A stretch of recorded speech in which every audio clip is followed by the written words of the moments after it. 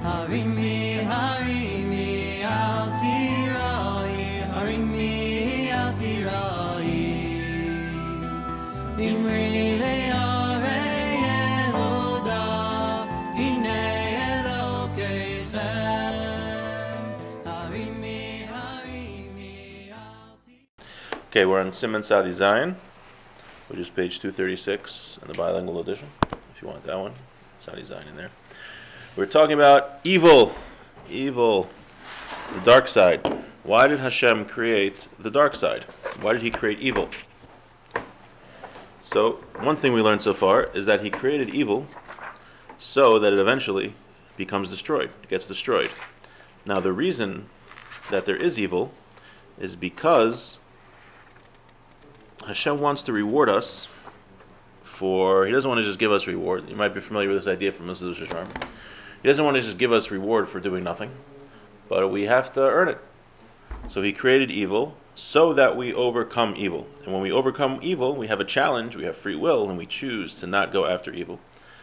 Then we get reward. But He also said that evil is something which was created in order that it be destroyed. So even though Hashem created evil, it wasn't something that He wanted around forever. There's a point in history that evil will totally be gone. And we said that many times, the way the Ramchal has human history, is that for 6,000 years the world's going to exist as it is now. Before the year 6,000, Mashiach is going to come. And then there's going to be Tchias HaMesim, the resurrection of the dead. Then the world's going to be destroyed for 1,000 years, and then it's going to be recreated. So in that final plan, that means not only do our lives on an individual basis have a purpose of where we're going, but the world and humanity as human history has a purpose and has an ultimate endpoint. And at that ultimate endpoint, evil will totally be destroyed.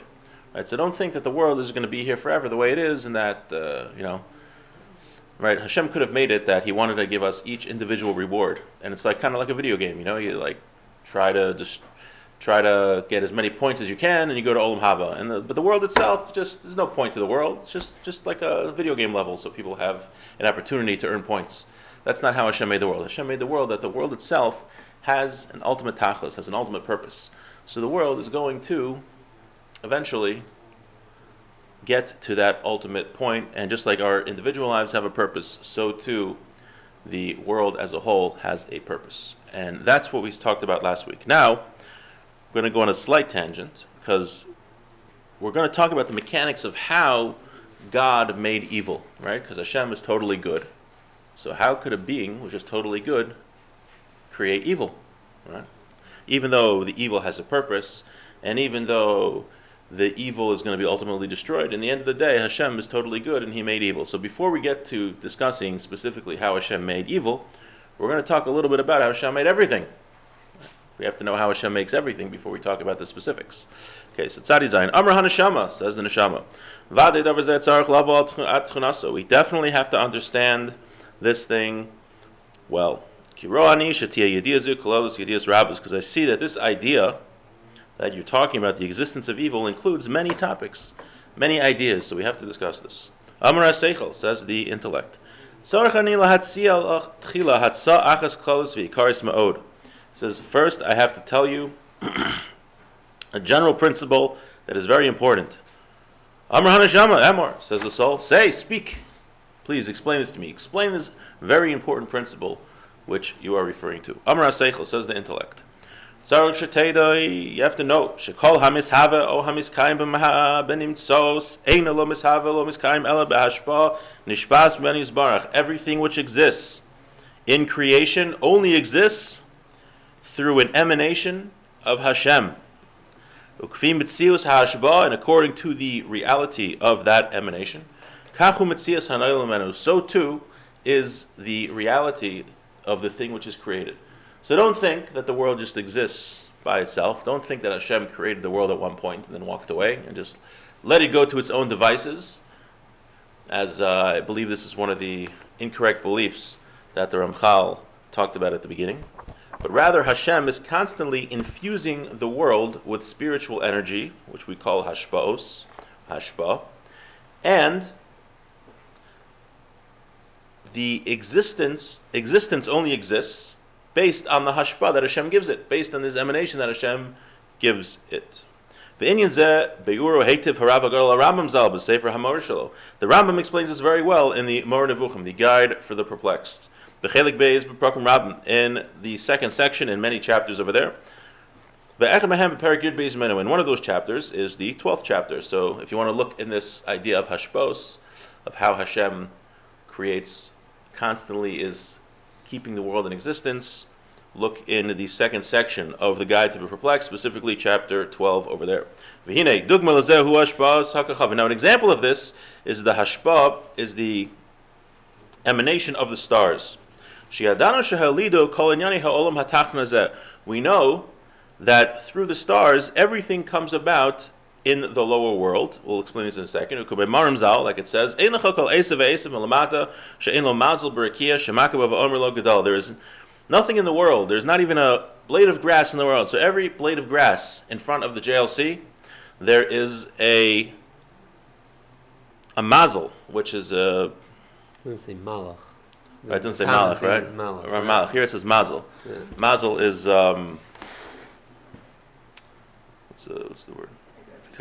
What? Like a reason? Not necessarily a reason, but literally mazel is a constellation or a certain... It's a conduit of energy that Hashem... Right, But so... Hashem doesn't create things with if there's no reason creating. No. Like Yes. Everything he creates has a reason. Everything has a reason, right? That is correct. We're saying here, though, that every mazel, whatever, says to every single blade of grass, grow. So every single blade of grass has a spiritual connection that allows it to grow. Now, what is this spiritual connection? So, something we discussed in Derech Hashem is that the stars, the constellations, what we call mazel, is the connection between the spiritual world and the physical world. So Hashem, through the mazalos, through these constellations, is infusing the world with spiritual energy, and each blade of grass only grows in the physical world if Hashem, through these conduits, flows his spiritual energy. Does that make sense? Clear? Yeah? Okay. V'amnam. Now these conduits, these mazalos, or as Rabbi Braun mentioned, there's malachim, certain angels that serve as the vehicles. However, word specifically, they don't have independent power, but rather they serve, as he mentioned in Derech Hashem, it's like a funnel. These angels and the mazalos, it's like a funnel where the spiritual energy of Hashem is going through to affect the physical world. Think of it as pipes. Right. Hashem uses these pipes. Right, but don't think that the mazalos or the malachim have an independent power. And this is how the Rambam discusses how idolatry got started, because even though Hashem is using these beings as a conduit or pipes or as a funnel, people made the mistake and thought that these angels, God forbid, have independent power and they're the ones. So they started praying to the angels, and then they started praying to the stars that represent the angels and things like that. That's how idolatry got started. But everything is coming from Hashem, but he's using these as vehicles. Hashem is the source of every emanation. Uperish, Huzal Beperkid Beis Alzeh, and the Ram writes, Mekor Maim Chaim es Hashem, the source of the living, of the water of life is Hashem. Shehiskar Navi Yirmiyah. Like Yirmiyah said, V'chein. Furthermore, it says, Ki imcha mekor chaim, with you is the source of life. So everything, the source of everything, the source of all the spiritual energy is God. Sha'amar David Malach Lav Shalom Mr. Ratzalim means to say, Shefa HaMetzius, the emanations, the spiritual energy in the world that causes everything to exist is only from Hashem. Uklala ini Yomer Zal, Kasher Yisbar Laner Shehu Bilti Guf, V'Yiskayim Shehakol Po'alo, Naimer Sha'olam Mishefa Bari Nischadesh, V'Shehu Mashbi'a Alav Komashi Yischadesh Bo, V'Chin Yomer Shehu Yishbi'a Mechachmaso Yun Sham. That everything, all these shefas, all of these emanations are coming just from Hashem. Amna. Shemata kfar shekola pu'ulo she'odam baruch hu po'el imanu lo achas behem she'yedavar minyan yizbarach. Now, we keep saying these shefas and spiritual emanations. He says, don't think that these emanations are just one thing. Lefi mahuso ha'pashid yizbarach, that goes according to Hashem's simple essence. Hamaroimim al kol bracha tchila, which is above all praise and blessing. Ki hu lefi atzmo nisgav mikol ma sheshayach b'briyos avadai. Because when we talk about Hashem, his essence, that is above anything that is connected at all to creations. Right? We talk about two things in general. Though I apologize, it's getting very Kabbalistic, so don't tell your friends that you're learning Kabbalah yet at your young age. They might get very jealous of you. But when we talk about Hashem, we say Hashem is wise, we say Hashem is powerful. We never mean to describe the actual essence of Hashem, because that would be limiting Hashem's essence. Rather, what we're saying is this is how Hashem chooses to interact with the world. We never discuss Hashem's essence, because we can't understand it at all. The only thing I think we can understand about it is that He's one, that Hashem is one. I believe that's the only thing. But when we discuss that Hashem is kind, Hashem gets angry, that's how He interacts with the world. So when we're saying that Hashem has this spiritual energy, we don't mean that there is this one spiritual energy that Hashem puts into the world based on His true essence, because we never discuss His true essence. We have no comprehension of His true essence. But rather, the spiritual energy, the spiritual emanations that come into the world, they're something which Hashem uses based on His will. And He has these emanations that go in a certain way, in a certain path. And they all are related to what He wants to create in the world. He's going to explain. And these two things, the cause and the effect, the reason and the effect, are things that Hashem wanted to exist, perish, meaning the various different spiritual types of energy that come into the world. Or it's not just one type of spiritual energy based on Hashem's simple essence, but rather it's different spiritual energies that Hashem wanted to exist. And those different spiritual energies will create, or the cause for everything in the physical world, and probably even the spiritual world also. And the creations are the reason. But Hashem made these various, He caused these various hashpos, these various types of spiritual energy, based on the types of creations that Hashem wanted to have in the world. So you have grass. So Hashem has, let's say, a spiritual emanation for grass. Trees. You have a certain spiritual emanation for trees.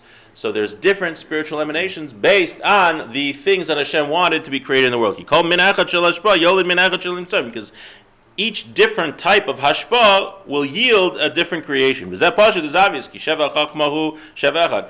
For instance, there's wisdom in the world. So Hashem has a certain shefa for wisdom, a certain spiritual energy that comes into the world for wisdom.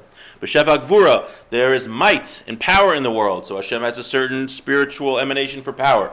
B'shefa ha'oisher, and there's wealth. People are wealthy, so there's a certain spiritual emanation for wealth. Husheva achar, and it's a different shefa v'chikulam, and so too for all of them. So how do we get into this discussion? We got into this discussion because the Ramchal wants to tell us how God creates evil.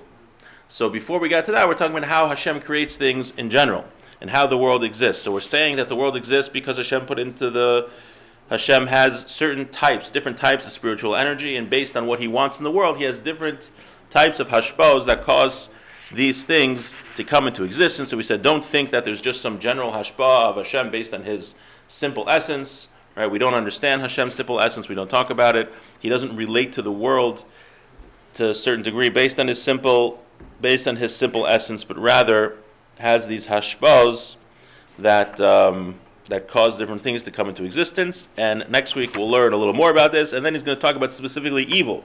We're going to learn that evil does exist, but since Hashem is totally good, we're going to see how it's a little different, how He causes evil to exist versus good. Thank you. The end. Thanks for coming.